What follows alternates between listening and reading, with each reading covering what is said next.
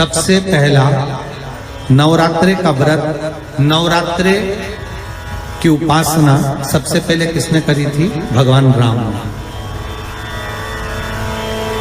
अश्विन के नवरात्रे में भगवान राम ने 9 दिन तक कलश की स्थापना कर लंकाधिपति रावण को मारने के लिए मां जगत जननी की आराधना की। भगवान राम ने मां जगत जननी की आराधना, मां जगदम्बा की आराधना। और कहते हैं मेरे राम ने प्रतिदिन मां आद्यशक्ति को निमंत्रण दिया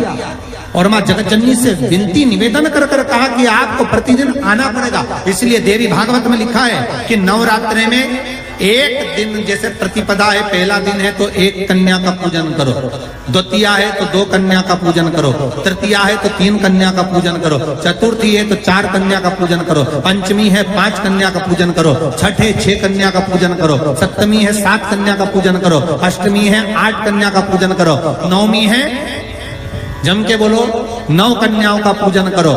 और अगर इस तरह से आप पूजन नहीं कर सकते नवरात्रि में तो 9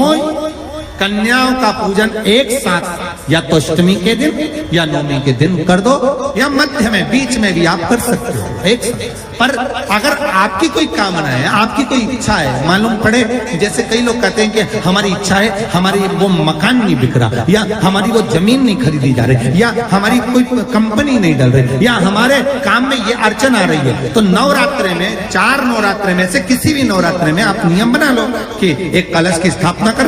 एक दिन में एक कन्या का पूजन कर उसको भोजन कराना, लाल वस्त्र देना, लाल चुनरी देना, दूसरे दिन में 2 कन्याओं का पूजन कर लाल वस्त्र ओढ़ाना, लाल चुनरी देना, तीसरे दिन में 3, चौथे दिन में 4, 5वें दिन में 5, ऐसे 7-9 दिन तक एक कन्याओं के क्रम को बढ़ाते आप उस पूजन का विधान प्रबल कर सकते। आज किसी का फोन था सुबह, तो कोई कह रहे थे कि हमें गुरुजी से बात कराओ, तो समीर जी ने बताया कि फोन आया था और वो बोल रहे थे कि हमें नवरात्रि में अगर मान लो कोई साधना करना हो तो कौन सी साधना करना चाहिए,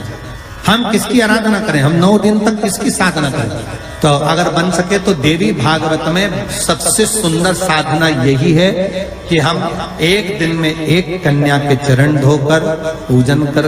उस कन्या को भोजन कराकर उसका स्मरण करें रहें। तब आप किसी कन्या को एक दिन में 1, 2 दिन में 2, 3 दिन में 3, 4 दिन में 4, 5 दिन में 5, ऐसे नवरात्रि 4 बार जो नवरात्रि आती, किसी भी नवरात्रि में आप स्मरण कर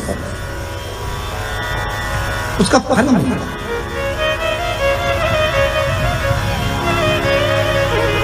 उसका फल होगा।